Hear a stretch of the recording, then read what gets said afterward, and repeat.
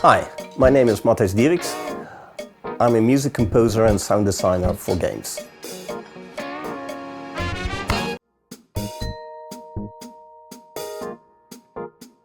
I always start playing on the piano. I'm pointing at the piano, but it's obviously off screen right now.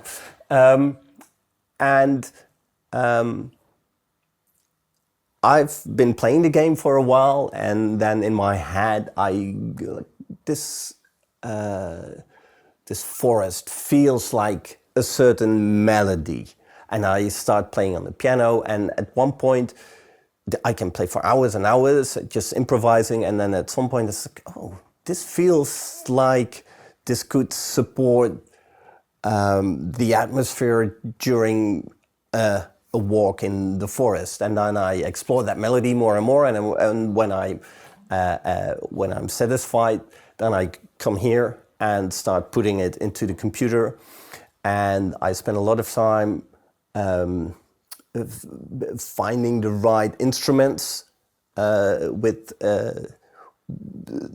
the theme and the atmosphere, because you can play a melody in lots of different ways and with lots of different instruments, and it creates a different experience, obviously.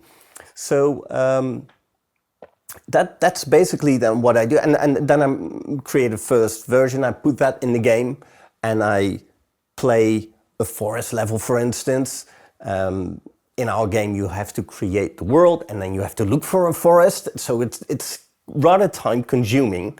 And then you go there, and then you walk in the forest, and you hear the music, and you go like, nah, it doesn't fit.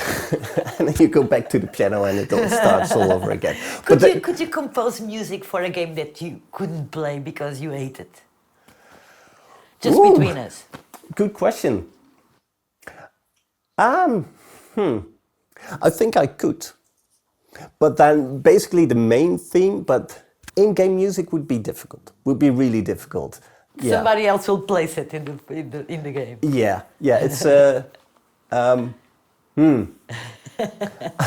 I wouldn't say hire someone else. I think I would definitely try and do it, but it probably wouldn't end up being my best work.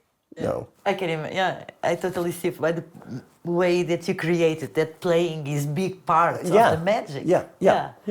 And can you show us an example of your work? I'm going to show you a bit about the adaptive systems that we've developed for this game, and how it works, and how the game adapts the music to what the player is doing.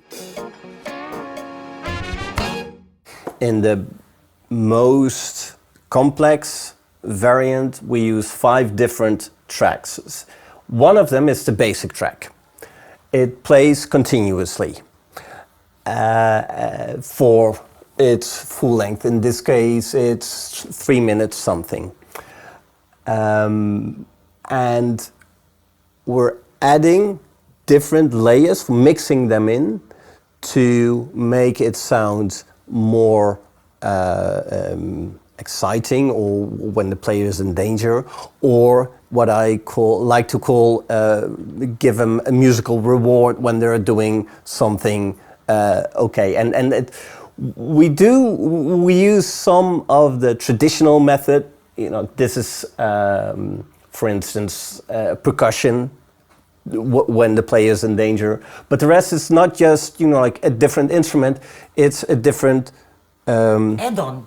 Yeah, it's also a different feel. You can have, you know, like slightly neutral music, make it feel slightly depressing or slightly upbeat, depending on which notes you add. So it's more of a musical solution, I'd like to call it. And then, so we've had, this is the same piece with 5 different tracks, and it's work intensive, because you basically write for a 4-minute track, you write 5 times. You probably make a sort of, you know, like about 20 minutes of music, and this is how it works. We have the standard, the basic track, It sounds like, for instance, like this. It's, you know, like it's atmospheric, but you know, like nothing, it could go well or not. And we mix, and when you're in danger, we start adding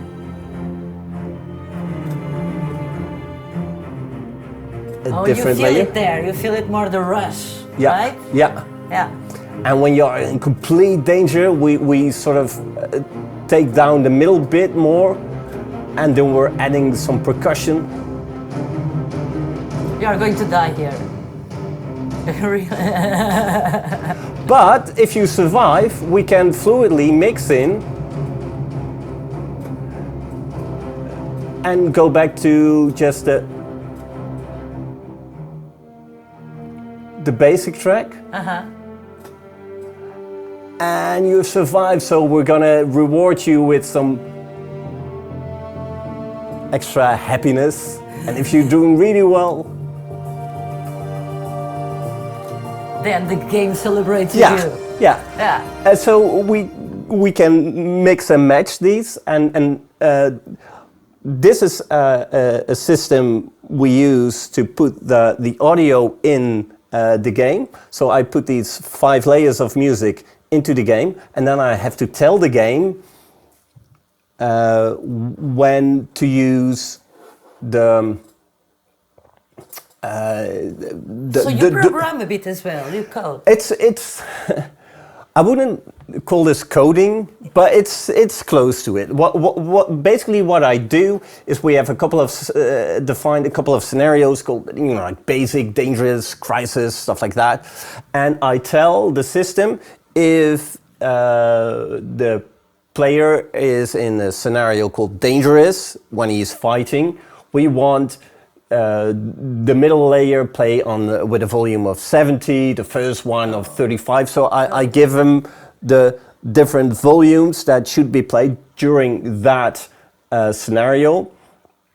I also tell the game that each scenario cannot be played for longer than a fixed amount of time, because I did not write the percussion to play for 3 minutes non-stop. That's going to be very boring. You know, dum, dum, dum, dum, dum, dum. Nobody can keep up that rhythm. No. Yeah. That's fine for a couple of seconds, but not for a couple of minutes.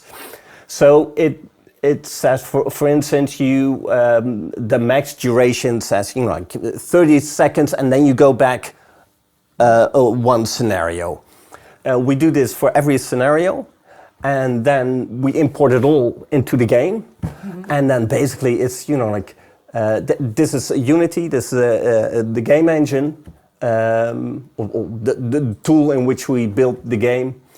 And then I start the game and make sure that I am in a position where this song plays. I always have to cheat a bit, basically by disabling all other adaptive tracks.